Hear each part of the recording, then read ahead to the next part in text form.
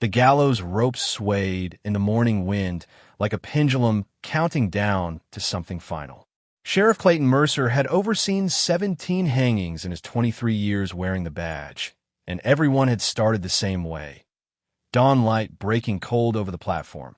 Townsfolk gathering in tight clusters, their faces set hard against what needed doing. Justice wasn't clean work, but it was necessary work, and Red Willow Crossing had always understood that. Today felt different. The condemned man stood ready in the jail cell behind him. The circuit judge had signed the order 3 days prior. The rope had been tested twice. Everything was proper, everything legal, everything by the book Clayton had spent 2 decades following. Yet his hand kept drifting to his badge, thumb working the worn metal edge the way it did when something wasn't sitting right. The crowd had gone quiet, which wasn't unusual. What was unusual was the quality of that silence. Not somber anticipation, but something closer to held breath. Clayton scanned the faces he'd known for years. The blacksmith, the schoolteacher, old widow Brennan who never missed a hanging and brought her knitting. They were all looking past him, past the gallows, toward the eastern road where dust was rising against the pale sky. A single rider emerged from the haze. The horse moved at an easy walk, unhurried, like the man astride had all the time in the world and knew it. Clayton's hand moved from his badge to his gun belt, instinct overriding thought. The rider kept coming, close enough now that details emerged. Dark coat, dark hat, face shadowed until the last moment when he reined in 20 feet from the gallows and the morning sun finally caught his features. Clayton's blood went cold. He knew that face, knew the scar that cut through the left eyebrow, knew the set of those shoulders and the way the man sat his saddle like he'd been born to it. He knew these things because he'd stood in the cemetery 10 years ago and watched 4 men lower Thomas Ridley into the ground, watched them shovel 6 feet of Dakota Territory dirt over a pine box, watched the preacher say words over a man everyone agreed was finally, mercifully dead. Dead men weren't supposed to cast shadows, but the shadow was there, long and dark across the packed earth, as real as the horse beneath the rider and the steady gaze that hadn't left Clayton's face. The sheriff's mouth had gone dry. Around him, the crowd's murmur started low and built like distant thunder, though no one seemed to know quite what they were seeing. They just knew it was wrong. The rope creaked overhead. Thomas Ridley didn't speak. He just sat his horse and waited, and somehow that silence was worse than any threat could have been. Clayton had faced down rustlers and range wars, had stared into the eyes of men who wanted him dead, but he'd never felt his certainty crack the way it did now, standing between the law he'd sworn to uphold and a ghost who'd ridden out of a grave to bear witness. The sun climbed higher. The execution hour was approaching, and Clayton Mercer, who'd never hesitated in his life, found himself completely still, caught between what he knew and what couldn't possibly be true.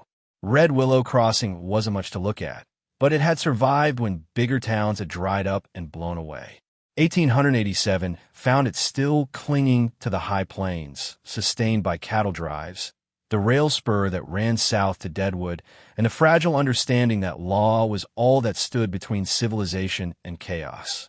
Clayton Mercer had been that law since before most folks could remember otherwise. He'd outlasted 3 mayors and 2 range wars, and he'd done it by being fair when he could and hard when he couldn't, and by knowing which was which. People trusted him. That meant something. He took his coffee the same way every morning, black, standing at the window of his office, watching the town wake up. He polished his badge every Sunday. He walked Main Street before dawn and again after dusk, learning the rhythm of the place, the sound of trouble before it announced itself. Some lawmen chased glory. Clayton chased something quieter, the kind of peace that let the schoolteacher walk home alone after dark, that let the bank stay unlocked until closing, that let people settle disputes with words instead of guns. But peace wasn't the same as truth, and Clayton had learned long ago that sometimes you had to choose between them. Thomas Ridley had been a problem that needed solving. He'd ridden into town 10 years back at the head of 6 men who'd left a trail of burned ranches and salted wells from Wyoming to the Dakotas. They'd killed for money, for reputation, for no reason anyone could discern. When they'd settled in Red Willow Crossing like crows on a fence line, Clayton had known it would end in blood. It had, just not the way anyone expected. The official story was simple: a shootout in the street, 6 outlaws dead, 1 buried proper like in the town cemetery, because even bad men deserve that much. The paperwork had been filed, the case closed, the town allowed to exhale and move forward. Some towns survive by remembering every wrong done to them, nursing grievances until they poison the well. Others survive by choosing not to, by drawing a line and calling everything before it passed. Red Willow Crossing had chosen the latter. Clayton had attended the burial himself, stood there with his hat in his hands while the preacher spoke, made sure it was done right. He needed to see it finished, needed to know that particular chapter was closed. He told himself it was duty. He'd almost believed it. Now, standing beneath the gallows with a dead man's shadow falling across his boots, he wondered what truth he'd buried along with that pine box, and whether it had ever stayed down at all. Thomas Ridley dismounted slow, boots hitting the ground with a sound that seemed too loud in the stretched quiet morning. He looped his reins over the hitching post like he meant to stay a while, then turned to face Clayton Square. The crowd had pressed closer, curiosity overcoming caution, but they kept a respectful distance. Something in the way Ridley stood suggested that distance was wise. "Sheriff." His voice hadn't changed. Low, deliberate, the kind that didn't need to rise to carry weight. Clayton's throat worked. "You're dead." "Am I?" Ridley's expression didn't shift. "Funny. I recall breathing in and out pretty regular these past 10 years. I was at your funeral." "You were at a funeral?" Question is whose? The words hung there, and Clayton felt the ground shifting beneath him, solid earth turning uncertain. Around them, the townsfolk were starting to whisper fragments of sentences that didn't quite form sense. Someone said the name Ridley, and it passed through the crowd like a lit fuse. Big Jack Thornton, who'd made a reputation breaking horses and men with equal ease, had been standing near the gallows. He took one look at Ridley's face and backed up 3 steps, hand nowhere near his gun. That told Clayton more than words could. Jack didn't scare, but he was scared now. "What do you want?" Clayton kept his voice steady through sheer force of will. "Same thing I wanted then. Same thing you wanted if you'd admit it." Ridley glanced at the gallows, at the rope swaying in the wind. "Justice. Real justice. Not the kind that looks good on paper." Before Clayton could respond, hoofbeats sounded from the south. A rider came hard, dust streaming, and pulled up so fast his horse nearly sat down. Young Billy Reeves from the telegraph office, face flushed, breathing like he'd run the distance himself. "Sheriff." Wire just came through. Armed men spotted at Cutler's Bluff, heading this way. 10, maybe 12 riders.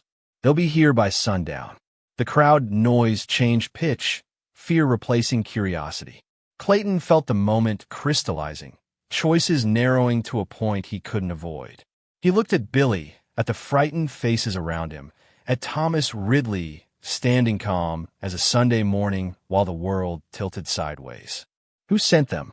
Clayton asked, though part of him already knew. Wire didn't say, just said they're coming, and they're coming for blood. Later, folks would talk about the burned-out ranch they'd found 3 miles west, the one that hadn't been there yesterday. They'd talk about the messenger beaten half to death outside of town, about how he'd gasped one word before passing out. Ridley. They'd say Thomas Ridley brought the violence with him, that trouble followed him like a shadow. But Clayton had lived long enough to know that trouble didn't follow men. It was already there, waiting, and some men just had a way of dragging it into the light. He turned to his deputy, a solid man named Pierce who'd never asked a question he didn't need the answer to. Clear the gallows. Send everyone home. Sir, do it. Now. Pierce moved, and the crowd began to disperse, reluctant, confused, throwing backward glances. Clayton watched them go, felt the weight of his badge like it might pull him down through the earth. He just halted a legal execution based on nothing more than a ghost and a bad feeling. Law was a straight line until men bent it. When the street had emptied enough for privacy, Clayton turned back to Ridley. You better start talking, and it better be the truth this time. They sat in Clayton's office after full dark, door locked, lamp turned low. The wanted poster on the wall showed Thomas Ridley's face with deceased stamped across it in red ink. The irony wasn't lost on either of them. "The man you buried was James Kettering," Ridley said quietly. "Rode with me for 3 years. Good man, mostly. Got himself shot protecting a farmer's daughter from one of our own. I buried him proper." Clayton's hands were flat on his desk, pressing down like he needed to feel something solid. "And you?" "I made a deal. You remember Malcolm Archer?" Clayton remembered. Cattle baron who owned half the territory and wanted the other half. The kind of man who signed papers with one hand and ordered killings with the other, always staying clean while other men got bloody. Archer wanted a blood feud ended. Ridley continued. "The Kettering family had been gunning for me, specifically old grievance, older debts. When James died, I saw a way out. Archer arranged it. We staged my death, buried James under my name, and I disappeared. Spent 10 years in Montana Territory, kept my head down, learned some things." "Like what?" "Like patience. Like how to read men instead of just shooting them. Like how Archer's been using my name to cover his own dirty work ever since." Ridley's jaw tightened. Every burned ranch, every murdered homesteader, every piece of violence that needs explaining. They whisper about Thomas Ridley's ghost. They say I came back. Convenient story for a man who wants land cleared without getting his hands dirty. Clayton processed this slowly, feeling the shape of it click into place. The men coming at sundown. Archer's. He heard I was really back, and he can't have that. Can't have me breathing and talking and ruining his useful fiction. So he's sending enough guns to make sure I'm dead for real this time, and anyone who gets in the way. Ridley shrugged. Collateral damage. Why come back at all? Because I'm tired of being dead. Because men are dying under my name, and that sits wrong. Because I figured if anyone would understand the difference between law and justice, it'd be the sheriff who was willing to bury the truth once to save lives. Clayton stood, walked to the window, watched the empty street. That was different, was it? You chose peace over truth then. I'm asking you to choose truth over peace now. It won't be clean. It won't be easy. But those men coming, they're not here for me. They're here to make sure this town stays quiet, keeps believing Archer's lies, keeps being grateful for his protection." Ridley's voice hardened. "I've got no interest in being anyone's useful ghost. You." The ticking clock on Clayton's desk sounded loud in the silence. Sundown was 6 hours away. 6 hours to decide between everything he'd built and everything he'd compromised to build it. He thought about the hanging he'd stopped this morning, about the condemned man still sitting in his cell for crimes Clayton now suspected were Archer's work. He thought about justice as written and justice as lived, about the gap between them that a good man could fall into if he wasn't careful. "All right," he said finally, "but we do this smart. No suicide charges, no glory runs. We use what we have, the town, the terrain, our knowledge of both." Ridley allowed himself a small smile. "Figured you'd see it that way." They pulled the map across the desk and started planning. By the time the sun reached its afternoon arc, Clayton had assembled everyone he trusted. Pierce, the deputy, steady as granite. Doc Brennan, who'd served as a field surgeon in the war and could still hit what he aimed at. Young Billy Reeves, who was scared but refused to leave. And Thomas Ridley, the dead man who'd brought truth back to Red Willow Crossing whether the town wanted it or not. 5 men against 12. The numbers weren't good, but they had the town. Clayton sketched it out on the map. Fields of fire, cover points, fallback positions. Main Street funneled riders between buildings, limiting their advantage. The Mercantile had a second-story window with clear sight lines. The stable offered cover and an escape route. The old land office had been built like a fort, and it would serve as one now. "They'll come hard and fast," Ridley said, studying the map. "Archer's not paying them to be subtle. They'll want this done before full dark. So we let them commit," Clayton replied. "Let them ride in thinking it's easy. Then we make them realize their mistake." Pierce counted rifles, sorted ammunition. Doc Brennan cleaned his old service revolver with the same care he used for surgery. Billy checked and rechecked the Winchester Clayton had given him, hands trembling slightly but grip sure. Around them, the town held its breath. Some folks had barricaded themselves in the church. Others had fled entirely, loading wagons and heading north toward Fort Laramie. But a few, not many, but enough, had offered to help. Clayton had turned them down. This wasn't their fight, not yet. If he and his small group failed, they need to be there to pick up the pieces. The pocket watch in Clayton's vest said 4:30. The sun hung low and heavy, turning the sky amber and gold. Pretty evening for dying, he thought, then pushed the thought away. Ridley checked his rifle one more time, movements economical and sure. Still time to back out, Sheriff. You didn't ask for this. Neither did the folks Archer's been burying under your name. Clayton met his eyes. The grave had been a lie, but the debt was real. Time to pay it. By 5 o'clock, they were in position. All they could do now was wait. The riders came with the sun at their backs, a tactical choice that put light in the defenders' eyes.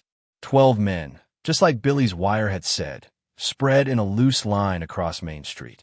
They wore range clothes, nothing fancy, but they carried themselves like professionals. These weren't cowboys or drifters. These are men who killed for money and did it well. Clayton recognized the leader, Carson Briggs, Archer's head of security, a man with dead eyes and a reputation for thoroughness. Briggs had never been arrested because he never left witnesses. Until now, maybe. Thomas Ridley. Briggs's voice carried clear in the evening air. We know you're here. Come out peaceful, and maybe the town survives. From his position in the Mercantile's upper window, Clayton watched Ridley step onto the street below, rifle loose in one hand, standing in the open like he had nothing to fear. Carson, Ridley called back. You're getting old. Time was, you wouldn't have announced yourself first. Archer wants you dead, not me. Doesn't much matter how it happens. Tell Archer I'm done being his ghost story. He wants me dead. He can come do it himself. Briggs smiled, and it wasn't pleasant. He figured you'd say that. The first shot came from Briggs's left, a young gun trying to make a reputation. The bullet missed Ridley by 3 feet, and before the echo faded, Clayton's rifle spoke from the Mercantile window. The young gun went down, clutching his shoulder. Then everything happened at once. The riders scattered, seeking cover, but Main Street didn't offer much.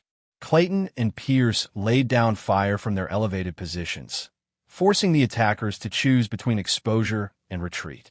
Doc Brennan, positioned in the stable, took careful, measured shots that spoke of old training and steady hands. Billy covered the southern approach, his rifle barking sharp reports that sounded braver than he probably felt. Ridley had dropped into cover behind the water trough, returning fire with methodical precision. This wasn't a gunfight. It was a calculated exchange, each side probing for weakness, testing resolve. Carson Briggs proved why Archer employed him. He rallied his men with hand signals, coordinating their fire, looking for patterns in the defense. 2 riders made it to the alley beside the saloon. Another reached the boardwalk across from the Mercantile. Then Pierce grunted, a sound of pain and surprise, and Clayton saw blood spreading across his deputy's sleeve. The bullet had come from an angle they hadn't covered, a blind spot in their planning. I'm all right, Pierce said through gritted teeth. Flesh wound. But they were down to 4 effectives, and the attackers knew it. Ridley must have seen the same problem because he did something insane. He stood up, fully exposed, and fired 3 rapid shots at the riders in the alley. All 3 hit. The move drew every gun toward him, bullets chewing the trough to splinters. But it gave Clayton the opening he needed. He dropped 2 more attackers before they could adjust. The mathematics shifted. 7 attackers left, counting Briggs. They'd lost their numerical advantage, and Clayton could see the calculation happening in Briggs's eyes. Was this worth the cost? Then Briggs called out, Sheriff Mercer, this is pointless. Stand down, and we leave peacefully. Keep fighting, and we burn the town. Clayton chambered another round. You were leaving peacefully anyway, Carson. Question is whether you walk or get carried. From his position, he could see Briggs weighing options. The man was a professional, not a fanatic.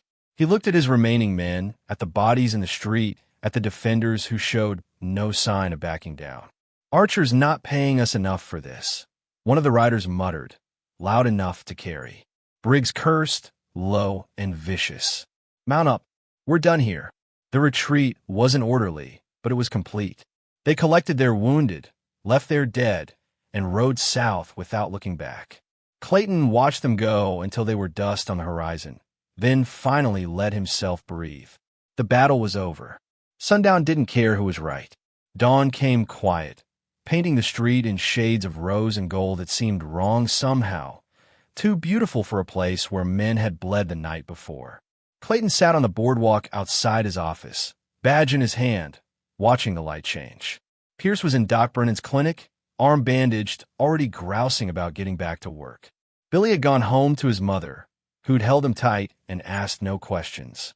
The bodies had been moved to the undertaker. The blood had been sanded over. Life would continue, but everything had changed.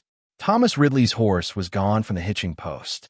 Clayton had heard him leave in the dark hours before dawn, boots soft on the packed earth, heading north toward Montana territory and whatever waited there.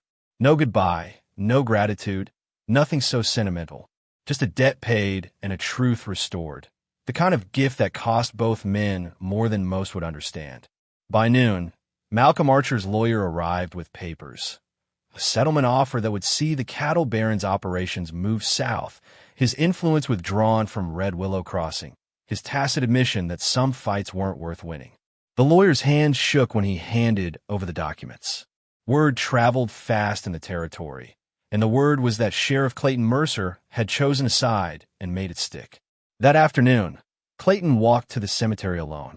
The marker that had read Thomas Ridley, died 1877, now had a different name carved below it. James Kettering, died protecting others. The stonemason had done good work, and it had only taken 20 years for the truth to catch up. At sunset, Clayton laid his badge on the mayor's desk and walked out. No speech, no explanation.